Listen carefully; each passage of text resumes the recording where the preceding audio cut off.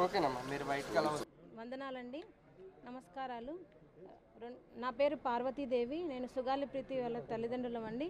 2017 నుంచి ఇప్పటి వరకు కూడా నా కూతురి కేసు, సుగాలి ప్రీతి కేసుకి న్యాయం జరగాలని ప్రతి ఒక్క అధికారులని, ప్రతి ఒక్క నాయకులను కలుస్తూ ఉన్నాము.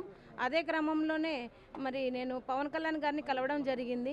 మరి పవన్ కళ్యాణ్ గారిని కలిసినప్పటి నుంచి కూడా కేసుని చాలా విన్న తర్వాత, అవి అన్ని ఎవిడెన్సెస్ అన్ని చూసిన తర్వాత ఈ పాపకి ఎలాగైనా న్యాయం చేయాలి, ఒక హ్యాండిక్యాప్ తల్లి ఇంతగా పోరాడుతుంది, న్యాయం చేయాలని నిలబడిన ఏకైక వ్యక్తి పవన్ కళ్యాణ్ గారండి. మరి పవన్ కళ్యాణ్ గారు 2019 నుంచి కూడా మా కేసు కోసం పోరాడుతూ ఉన్నారు. మరి 2020లో కూడా మరి కర్నూలులో లక్షలాది మంది జనాలతో ర్యాలీ చేయడం జరిగింది, సుగాలి ప్రీతి కేసుకి న్యాయం జరగాలని. మరి ఈ పోయిన నెలలో కూడా మరి అన్నగారు డిప్యూటీ సీఎంగా గెలిచిన తర్వాత కూడా మరి అన్నగారు పిలిపించి మమ్మల్ని కేసు గురించి మళ్ళీ మాట్లాడడం జరిగింది. మరి మాట్లాడిన క్రమంలోనే ఈరోజు మరి హోమ్ మినిస్టర్ గారిని కూడా కలవమని చెప్పారు. హోమ్ మినిస్టర్ గారిని కూడా కలవడం జరిగింది.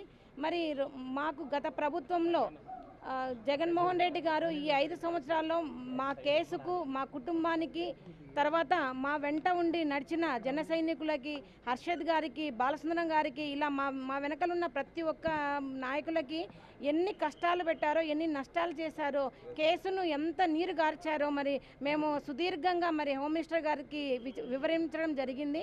మరి మాకు ఈ కేసులో ప్రతి ఒక్క ఏ అధికారి, మేడం గారు చెప్పడం జరిగింది, అమ్మ మీ కేసులో ఏ అధికారి అయినా, అవతల ఎంత పెద్ద అధికారి అయినా, ఎంత పెద్ద న్యాయకులైనా కూడా మీ కేసులో అన్యాయం చేస్తున్నారని తెలిసిన వెంటనే వాళ్ళ మీద చర్యలు తీసుకోవడం జరుగుతుందని చెప్పారు.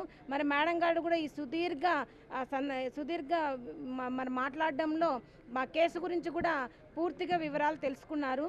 మరి ఈ గత 5 సంవత్సరాల్లో జగన్మోహన్ రెడ్డి గారు మా కేసును సిబిఐకి ఇస్తున్నామని చెప్పి దొంగ జీవోస్ ఇచ్చి మరి మమ్మల్ని మోసం చేయడం జరిగింది.